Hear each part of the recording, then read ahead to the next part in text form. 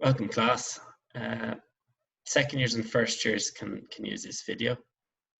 We're going to go through the role of media. It's chapter 10.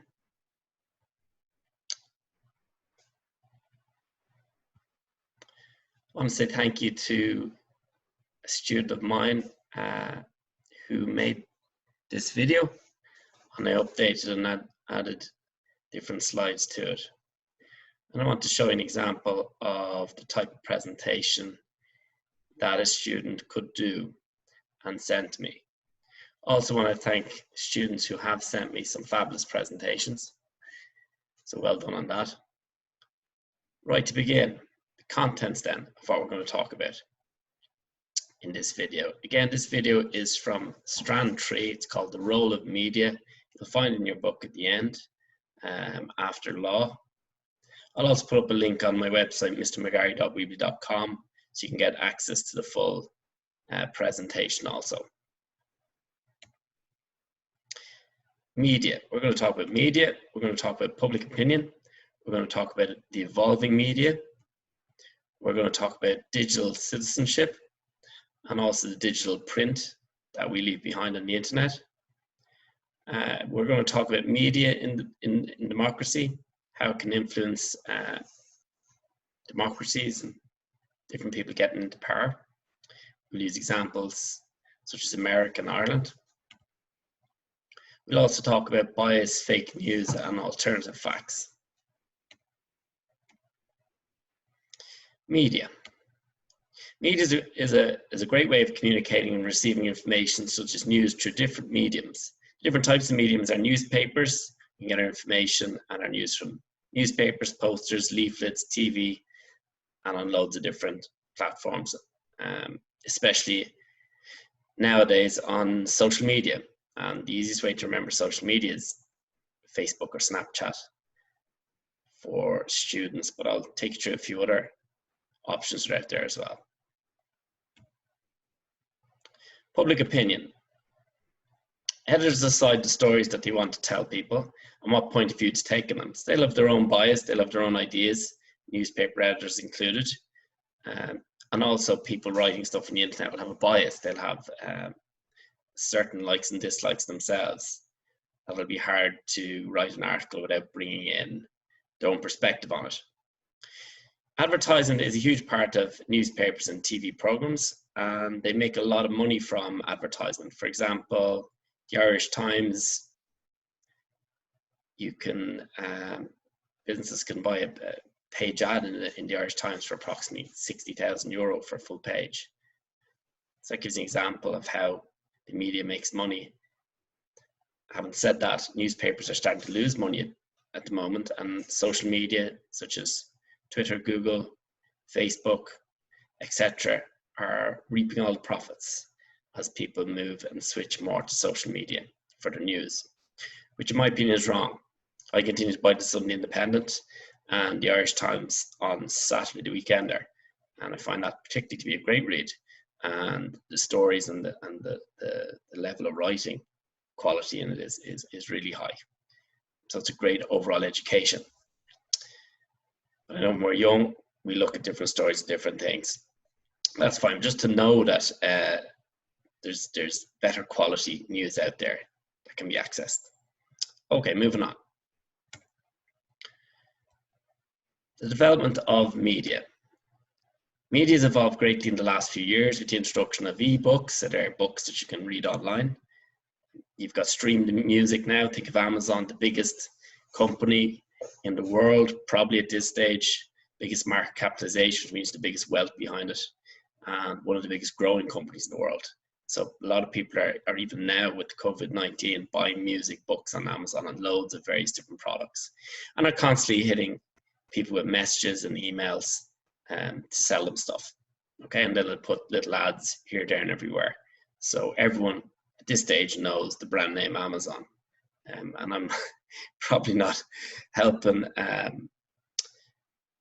Irish companies' causes by mentioning names. So what we should really be trying to do, especially in these times, is to buy local and buy Irish. even if it costs a little bit more. It doesn't always, but even if it costs a little more, it helps to keeps jobs and taxes and everything in our country. Right, so e.g. Instagram and LinkedIn for the older generations, adults working in the business world, a lot of them will use Instagram and LinkedIn, and they see them as more professional to use rather than Facebook and Snapchat. A lot of adults wouldn't use Snapchat. Okay, so moving on. Digital citizenship. Media has evolved greatly to allow us to communicate to those who we are unable to talk to face no matter where they are. So, you know, I'm using Zoom at the moment. So we've had a lot of our teaching meetings using Zoom at 80 or more teachers on the screen. You flick through the screens, you can see people, hear people. It's a fantastic medium, especially during these times.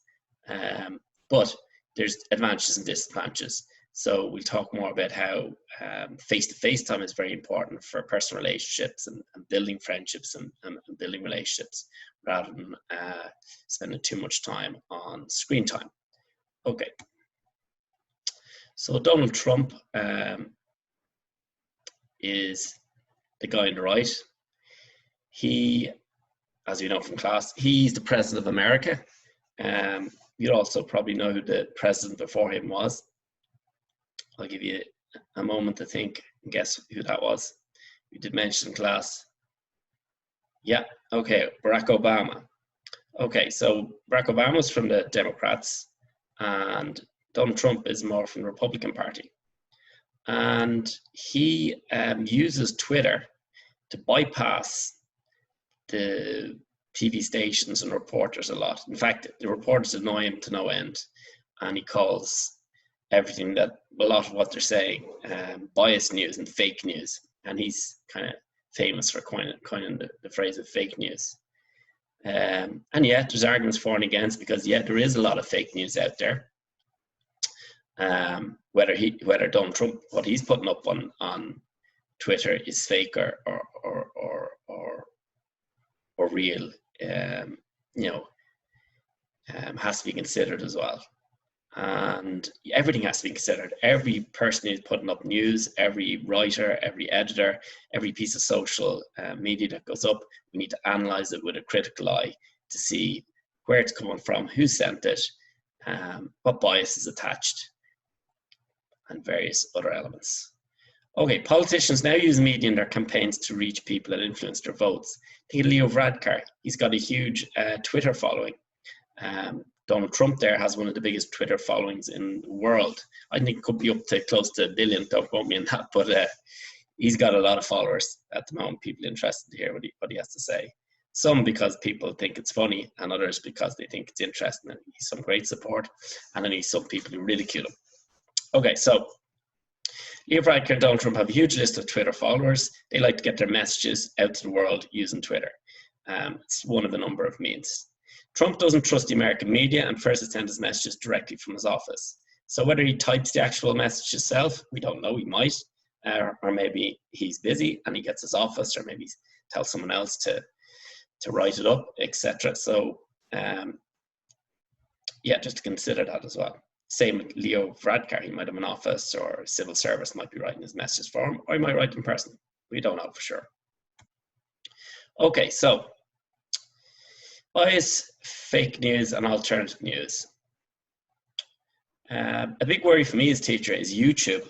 A lot of students are getting their information from YouTube, and you need to be very careful with YouTube if they're teaching about important topics. You're looking up something about, I don't know, health or something that you're interested in. The next thing, this guy or woman is up talking about, telling you why it's good or why it's bad or various things. Be very careful with that, because a lot of those people aren't doctors, not qualified. They may or may not have the education to be talking about what they're talking about to young children. So again, it falls back on checking your sources, making sure the person is an expert, properly qualified. And it's very hard to verify that. So that's why it's always good to go through your parents and pass things by your parents to see if it's legitimate what you're reading or listening to, or if it's just someone coming up with opinions himself or herself. Okay, so a few tips here. Have you checked the source? So have you checked where it's coming from, where the information is coming from? So you need to investigate the site, what's its purpose, and its contact information. So part of the source and the reason why some of those people have YouTube videos up on different social media accounts is they make money from the advertising. So even though it might be factual and they may or may not be telling you relevant or truthful information, they'll still make money from advertising if it's popular and people just like listening to that person. Okay, so have you checked the author? Do a quick online search on the author. Is he or she a reasonable person? Is this person reliable? Is it reliable information? Is the person reliable? So if they're talking about health matters, it should be a qualified doctor. If they're talking about something to do with the virus, it should be a proper qualified person who specializes in viruses, like the good people we have on RT News at the moment. And that's part of the reason why we use the RT News app in class, because you get reliable, good information, accurate information, and it's government backed. Yeah. Word of caution there is not to spend too much time on depressing or bad news stories. Try and focus more on the positive ones, especially when you're off during this period. There's plenty of stories there. You don't have to focus on virus stories or bad stories. Okay, right, moving on. Have you checked the date when the story was posted? Old stories are not necessarily relevant to current events. What are your opinions? Are you biased? Could your own judgments and beliefs be affecting your judgment? Okay, so your own beliefs and judgments can make you form beliefs and ideas about things as well. Have you read the whole story, or have you just taken snippets of information from the story, or has the person sending the information just been very selective and not given the full story and just given part of the story? Something that caught my attention in the news recently was the Green Party. When they're on the news, there seems to be snippets in the news, whether I'm right or wrong. This is just an opinion, but the news seems to be not given the full story of what the Green Party are for, but they're highlighting issues that might turn the public against them. So they're highlighting things like it's going to cost the Green Party going to cost Ireland billions in euro to get their climate strategies in check. That they're holding farmers and car owners, etc., to ransom, which is not fully true. It's not looking at the whole picture. For the whole picture, you might have to go direct, say, to a political party's website. And again, this is not just about the Green Party. It could be about Fine Gael, Fianna Fáil, Sinn Féin. It could be about Social Democrats, Labour Party. They all mightn't get their full story told. Yeah, and so it's important to maybe go directly to their websites to see what their head office is actually saying. What are their policies? What are their plans? And what do they intend to do? Okay. Does it have supporting sources? So has your information that you found, has it got supporting sources? Click on any further links. Does the information and the other links support the story that you're reading? Is it a joke? If it's ridiculous, it might be a joke. Find out more about the author on the site. You'll see a joke later on, a picture of a basketball, massive basketball on Nace Road that supposedly has fallen onto the Nace Road. You'll see it later. I'll explain that later. Have you asked the experts? Ask someone you trust or consult to fact check the website. So again, your parents are your first port of call. Your teachers are a good way as well to ask and find out, is that fake news or is that an accurate source of information to be reading? Okay.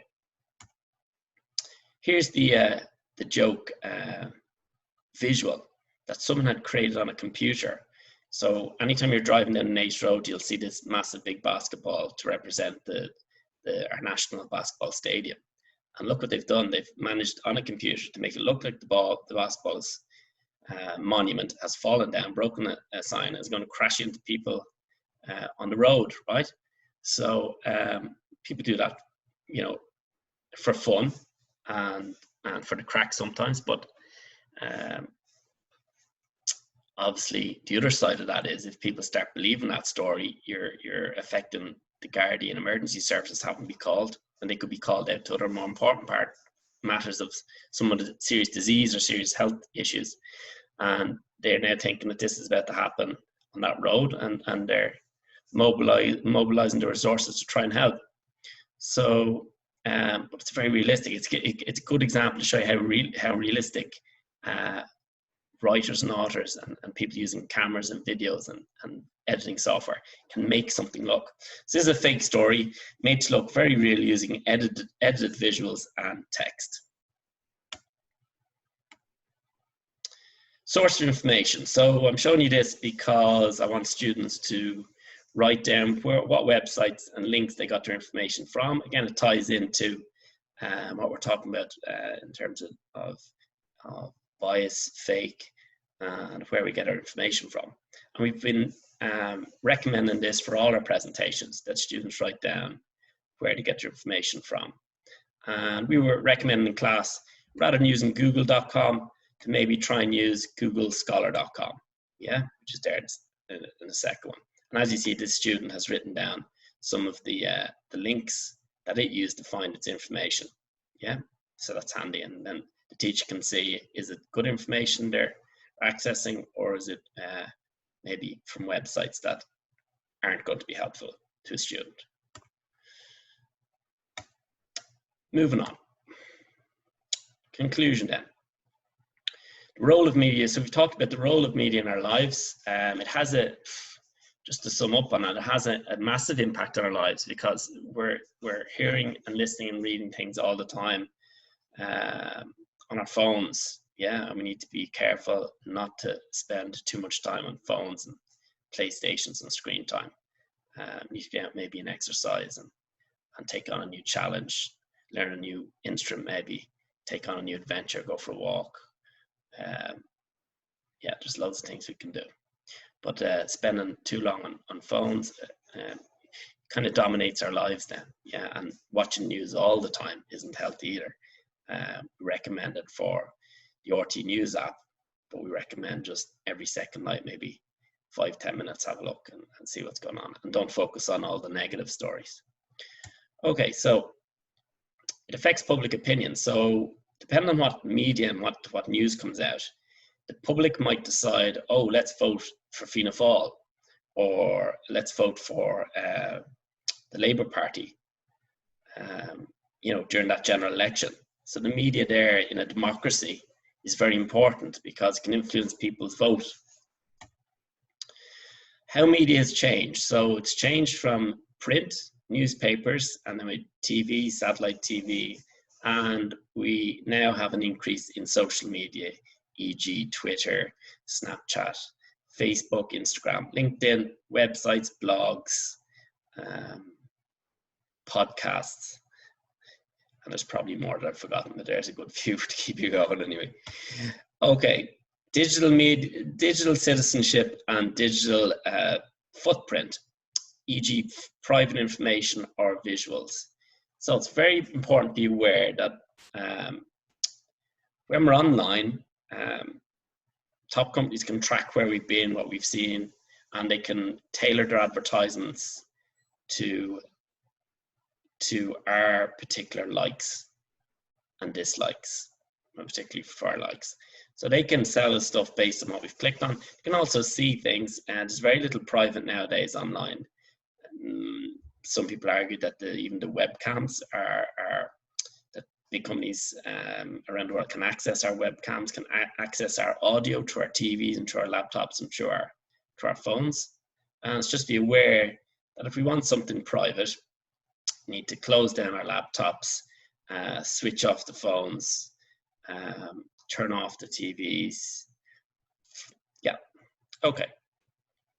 Media in democracy, and we spoke about how it helped Twitter and the social media campaign. In other words, the amount of messages that Barack Obama sent out, he was using a lot of social media, and he got into power as president, the first Black president of America. And social media had a massive impact then on getting him elected. And it's the same with Twitter and Trump. That's having a massive influence on public, what they think of Trump, and his influence over America and the world. And to a lesser extent, because we're a smaller country, Leo Varadkar and his Twitter account, and people pick up messages from that and have a think about what way Ireland's going and what way maybe it's been run. Bias, fake news, and alternative facts, e.g. YouTube, Snapchat, TikTok, I heard is another new one for students. I haven't seen it, don't know much about it. I've heard about Snapchat, all right, and I definitely know about YouTube. So yeah, you get a lot of bias, fake news, and alternative facts and pictures that mightn't be true, mightn't be accurate. So just be aware of that and be vigilant. Yeah.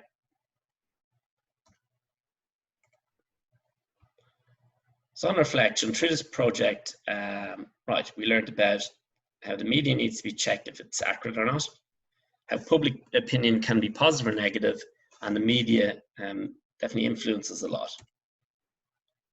The evolving media and how it's changing from news on print, such as newspapers, to TV, and now more and more on our social media platforms, such as Facebook, Twitter, Google, and all the rest of them. And then we talked about digital citizenship, and we talked about media and democracy, what's fair and what's the truth, yeah, and how it influences people getting into power around the world, different media and how it's used and who it's run by and who has power control over it. Bias, fake news, and alternative facts, be aware. We said, yeah, YouTube, Snapchat, TikTok, just beware of visuals, beware of what's being said, and don't always take it at face value, and don't always take things to be the truth. If in doubt, show an adult, your parents or teacher, obviously being your first port of call. And see the link on the last page for an interesting video on the role of media. Oh yeah, I put this link together for you. I think it's set up so you can click on it. It's this one here, it's at the very end. And you'd be able to see an interesting video there on the role of media. Just if you get sick of listening to me, if someone else is listening there for, I think it's only 5 to 10 minutes. But it's good, check it out. Okay, so that's the reflection. I'm a digital. So when I'm online, I ensure that I'm responsible and safe, the girl says. And she also says, I tell a responsible adult if someone is being harmful to someone else online. And then the other student says, I protect my private information. I say no to cyberbullying. Okay, so cyberbullying is a huge problem on the internet where students are slagging hurtfully other people and making them feel bad. And obviously that's not nice, it's not kind. And that doesn't help society, it doesn't help any of us. So I protect my private information. Yeah, never share your private details, your full name, address, and banking details, mobile number. You know, don't be giving that information to anyone.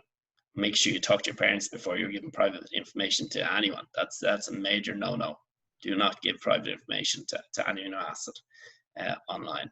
Okay, and yeah, tell a responsible adult if someone's being harmful. So if you don't like something, you think that's not right online, make sure you report it, say it to parents, or else that person gets away with it.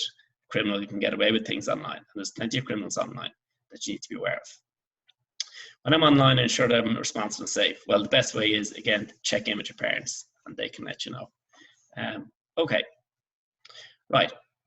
Moving on then, our last slide that I put together. Let's see, questions. Okay, so you have a think about now, and you could type these up. Make sure you type in the questions themselves as well, so I can see what answer you're trying to answer. Make sure you use proper titles, please. The role of the media is the title for this, and then you put question 1, and then you write down just for short ADV and DIS. If you want to shorten it, there's no problem. But just as long as I know what the question is about. So what are the advantages and disadvantages of the general public creating news stories, taking photos, videos, and writing things on social media? Okay, so have a think about that. If someone's reporting a story, a crime, for example, and there's someone there with a video camera, and they've snipped it or edited it, and they've maybe missed out on the first part of the story or the second part of the story, have a think about how that might impact. And also think about actually the advantages of it sometimes, that you can actually maybe record stuff that the Guardian might want to see, and then there's more eyes on those people who might be doing wrong. Okay, so why is it good? Now it should be an it there. Apologies for the typo, just put an it in there. Why is it good to switch off news and not have it on 24/7? And the same goes with our phones and our screen time, basically. And why should we not spend all our time on negative or depressing news stories? And especially coming up to bedtime, you shouldn't. It's not a good idea to use your phone coming up to your bedtime. The screen time keeps you awake. You won't get a good night's sleep, and you'll be grumpy and tired the next day if you don't get proper sleep every night. So yeah, it's a good idea to put the phone down, and maybe don't go into heavy news or depressing news after 6 o'clock just before you're going to go to bed. It's not good for your well-being. So yeah, I'd stay clear of that one. Right, next one. But have a think about that, and any ideas you have, add some yourself here as well. I'm just helping you along here as well. So why is it good to be up to date with stories in RT News? So why do you think it's good to be reading RT News? Think about the educational value. I think some of the best education you can get is reading the weekend newspapers. If the writing's good and it's a good newspaper, good quality one like the Irish Times. Yeah. But RT News, you know, is the Irish news backed by the Irish government, and you get stories on lifestyle, culture, politics, current affairs. So have a think about why that would be important why would it be important to know about things that are going on in the world. Okay, what are your own reflections about the role of media in Irish society? What do you think the media is positive or negative? And if it's positive, why is it positive? What does it do? If it's negative, how can it be negative? And what do we have to be careful of? Okay, so have a think about all of those. Type them up and then share them to my usual email. And then, yeah, you know, as usual, like we do in class. And again, you don't have to, if you want to reduce the amount of work you have to do, you can always work in your same group of 4, so we were in class, have the same manager, and you can communicate with each other using the Google Slides, and then ask your manager to post it to me. And then just put the name of each person on what slide that you did in terms of your summaries. Put them down in the bottom right corner so I can give marks for the effort individually and as a group. And remember, we mark on efforts, that's content, your creativity when you do up your summaries, basically. So you'll be doing a summary up on this using Google Slides, using your own pictures, your own words, as this student did. Again, there's no rush with any of these. The hope, I suppose, is to finish law and the role of media by the end of this school year. So do we have to get it all done? And it's dependent on the student. Some students will be able to get it done more quickly than others. Just do your best. Spend about an hour a week on work, maybe 10 minutes every second night on news for your homework. And you know, that's more than enough. You don't need to go over the hour every week on CSPE. No need. So what I ask you to do, you don't need to worry. It doesn't have to be done that minute or that hour or that week. Just keep tipping away every week an hour, and we'll eventually get all the work done. We'll be better for it.